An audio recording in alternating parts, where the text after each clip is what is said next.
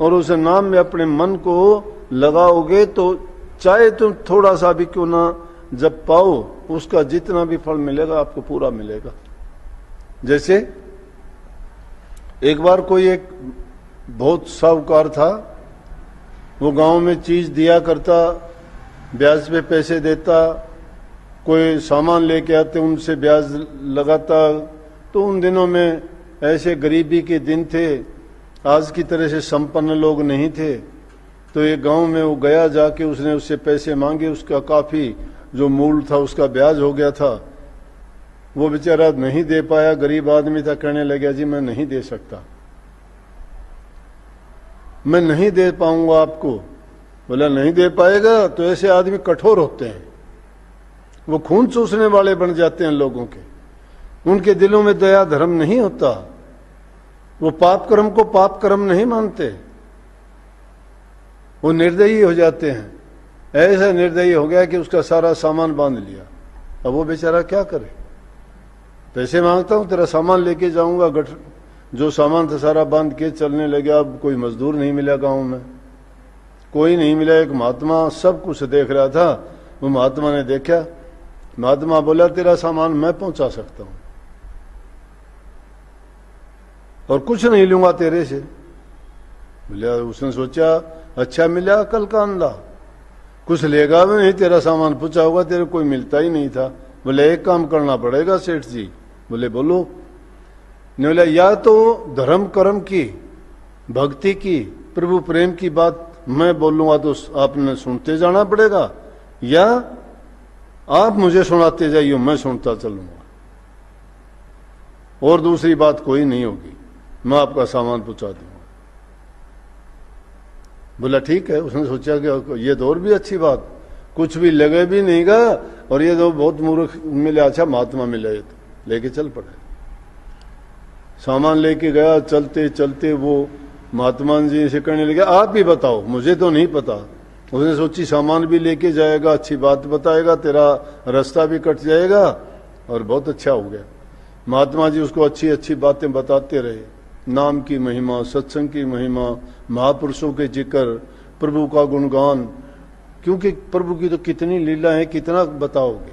अगर कहने वाला सुनने वाला हो, एक जर्रे जर्रे में, पत्ते पत्ते में, जीव जंतु में, पशु पक्षी में, सृष्टि की रचना में, ब्रह्मांड में जो देखते हो उसकी महिमा ही महिमा है।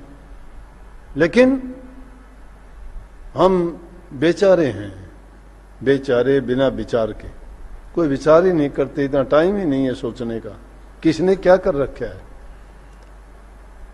हम तो बस जिंदगी जीने के उसी में हैं कि जिंदगी जीते रहें, आराम से जीते रहें, अच्छा खाएं पिएं, अच्छे आराम से हमारी जिंदगी गुजरे, ऊपर पंखा चले, नीचे अच्छे बिस्तर हों, अच्छे कपड़े पहनने को मिले। नहीं, वो सोचने का अवसर नहीं है, ये सोचने का बहुत अवसर है। मैं ये पहनूंगा, ऐसा बदलूंगा, ऐसा नहाऊंगा, ये चीजें मुझे अच्छी लगती हैं, ये बुरी लगती हैं, उन चीजों में सारा जीवन बिता देते हैं। लेकिन ये कभी प्रभु का कौन जिक्र करे। अब लाला जी को भी वो बात अच्छी नहीं लगती, क्यों कभी सुनी ही नहीं थी। वो तो प्रभु का गुणगान करता गया, वो हुंकारे भरता गया, और देखते ही देखते जब मंजिल आगे कहने लगे भाई महात्मा जी आ गया मेरा गांव, मेरा ठिकाना, अब मेरा सामान रखो, और छुट्टी देना लेना कुछ था ही नहीं। उसने सोचा सेठ ने तो सारी बात सुन ली, कोई रिएक्शन नहीं दिया इसने, कोशिश बोलिया ही नहीं है तो, लेकिन इसको चेताना तो जरूर चाहिए। कहने लगे सेठ जी एक काम तो और करना। बोले कि हाँ। बोले कि कल को मौत भी आनी है। बोले अच्छा, हाँ हाँ आएगी, वो तो सबको आती आएगी, यह बात तो समझता हूं मैं, बहुत समझाया था रास्ते में भी। बोला लेकिन एक काम करियो, आगे जब जाओगे जहां पेशी पड़ेगी ना तेरी धर्मराज के, तो तेरे से पूछे तो तू याद कर लेना मुझे, और तेरे को ये कहें कि मांग तू तेरे कोई अच्छे कर्मों का फल हो, तो ये इतनी देर जो तूने राम के नाम का सत्संग सुना है ना, ये तेरे काम आएगा। बोला ठीक है जी। वो कुछ दिन के बाद हुए, सेठ की मृत्यु तो होनी थी, कुछ वर्षों के बाद मर जाके देखा यमराज के यहाँ पेशी पड़ी तो बोला देखो भाई इसका कोई शुभ कर्म है, देखा तो कहने लगे जी एक दिन इसने महात्मा का सत्संग सुना। ओह, तो पूछो इससे अपने उसका फल पहले लेना चाहता है या बाद में? और बहुत कुकर्म कर रखे, उनकी सजा पहले दें या बाद में? तो महात्मा ने समझा रखा था कि फल पहले मांग लेना और मैं मिलूंगा वहां मेरे पास आ जाना, आगे की कार्रवाई आगे करेंगे। पूछा यमदूतों ने कि हाँ बोलो, आपने एक शुभ कर्म किया है मृत्यु मंडल में कि आपने एक महात्मा का सत्संग सुना है। बाकी तो जो कर्म कर रखे वो तो बहुत बुरे हैं।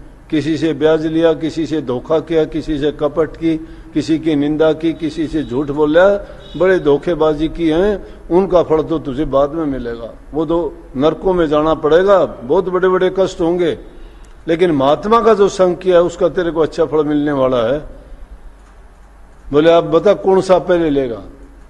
तो महात्मा ने सुझाव रखा था, कहने लगा मुझे महात्मा का जो सत्संग था उसका फल दे दो। बोले चलो। बोला वो वहां पे हैं, वहां भी देखा जाके तो सत्संग चल रहा। देख के हैरान हो गया कि ये महात्मा तो मृत्यु मंडल में भी यही थे, यहां भी ये हैं। संत दोनों जगह होते हैं।